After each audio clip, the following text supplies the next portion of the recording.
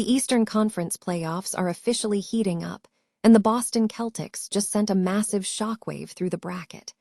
Jayson Tatum returned to the hardwood in dominant fashion, dropping 25 points and controlling the glass in a lopsided 123-91 victory over the Philadelphia 76ers.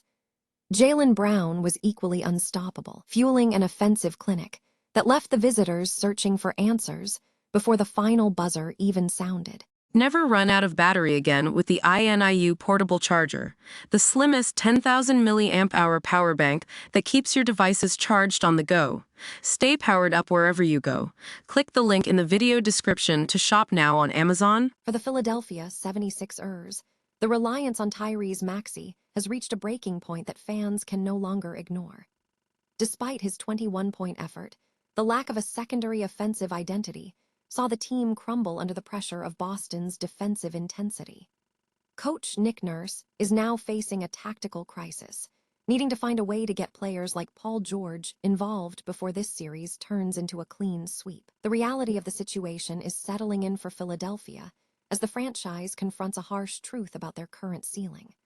While Tyrese Maxey has carried the load all season, the absence of Joel Embiid remains an impossible gap to fill for a team built around a different blueprint. The debate is now raging. Can a young, rising star like Maxey truly lead a contender alone? Or are the 76ers destined to wait for their injured MVP to return? It was a blowout that left players like Tyrese Maxey and Paul George admitting they failed to match the championship intensity of their opponents. The 76ers are looking inward, acknowledging that they gave away easy looks at the rim and failed to make the Celtics feel the heat of a true playoff environment. Will they bounce back for Game 2, or will Boston continue to cruise? Stay locked in for the latest updates on this series by hitting that subscribe button and turning on notifications for more daily hoops coverage. Is there any better way to announce your return than a 32-point blowout? Jayson Tatum didn't just come back. He made a statement. After a devastating Achilles rupture last season, most players would still be finding their legs. But Tatum looked like he never missed a beat, dropping 25 points, 11 boards, and 7 assists in Boston's dominant 123-91 Game 1 victory over the Sixers. Honestly, the scariest part, he says he's still rehabbing. Imagine what happens when he's at 100%. Jaylen Brown was right there with him, pouring in 26 points, and this team looked every bit like the Eastern Conference juggernaut they were all season. On the flip side, things in Philadelphia are looking grim. Without Joel Embiid, who is still sidelined after an appendectomy, the Sixers were completely outmatched. Coach Nick Nurse didn't mince words, calling their effort absolutely unacceptable, and it's hard to disagree.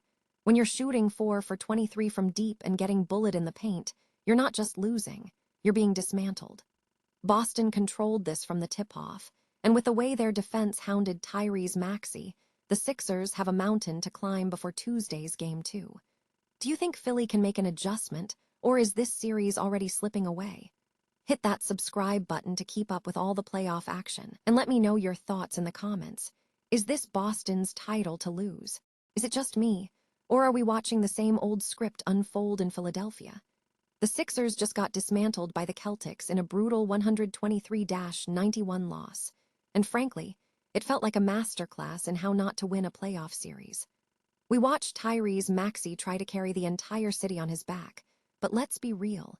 You can't beat a team as disciplined as Boston by playing one-on-one hero ball. It's the classic Sixers trap. If the star doesn't have an absolute career night, the whole house of cards collapses. From the opening tip, head coach Nick Nurse seemed to have one strategy: give the ball to Maxey and pray.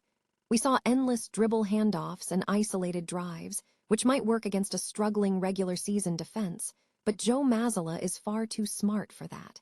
He just waited, made the adjustment, and watched the Sixers run into a wall for 48 minutes. Maxey finished with 21 points, but he needed 20 shots to get there. And don't get me started on the supporting cast.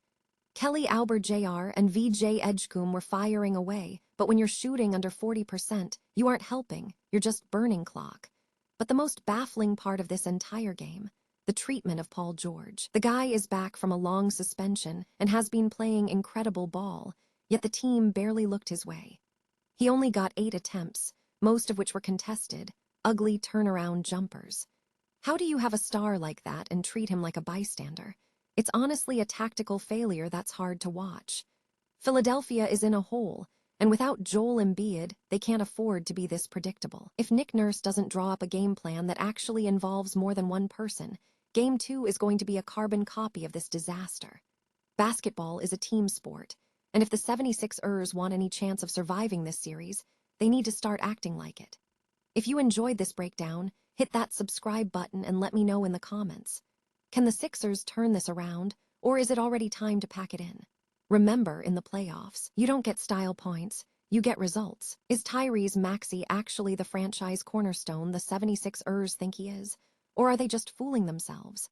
This season, we saw Maxey light up the stat sheet with career-best numbers, carrying the load and playing more minutes than anyone else in the league.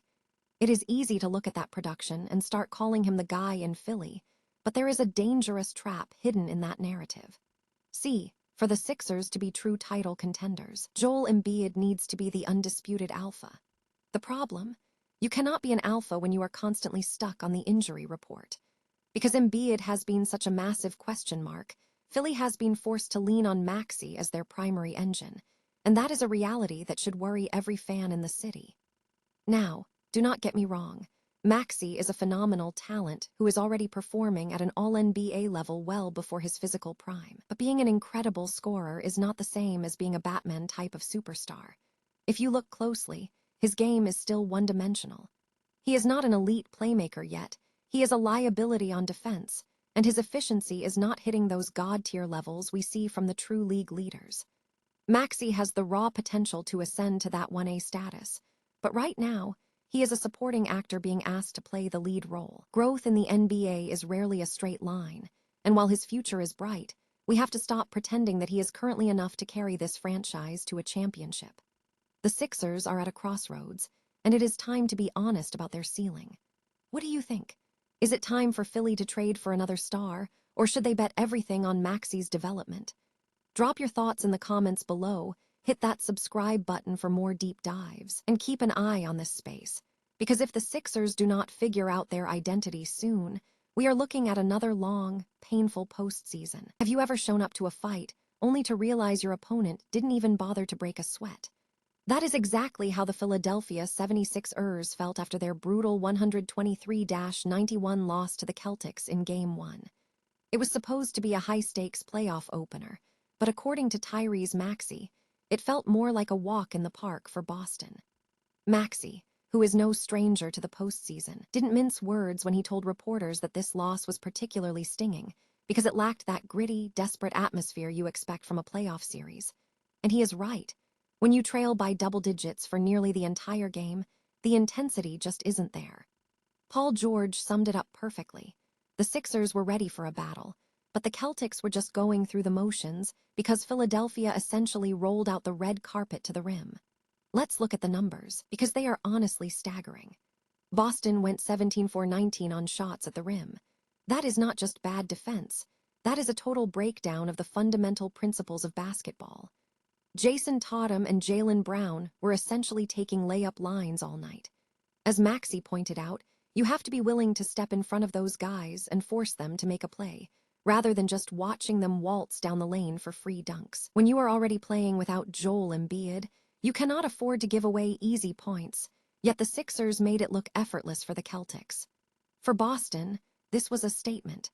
Jaylen Brown called it a masterclass in Celtics basketball, emphasizing that they are committed to winning the fight and controlling the details, while Philadelphia struggled to find any rhythm. With Maxey shooting just 8-for-20, Boston looked like a well-oiled machine that had no interest in letting their foot off the gas. So, where do the Sixers go from here? They need to stop the bleeding and find some actual resistance, or this series is going to be over before it even really begins. Do you think Philly can make the necessary adjustments to turn this into a real series? Or is Boston just playing on a different level right now? Let me know your thoughts in the comments below. Hit that like button if you enjoyed this breakdown, and make sure to subscribe so you don't miss our next update on the playoffs. At the end of the day, championships aren't won on talent alone. They are won in the trenches, and right now, Philly isn't even in the mud.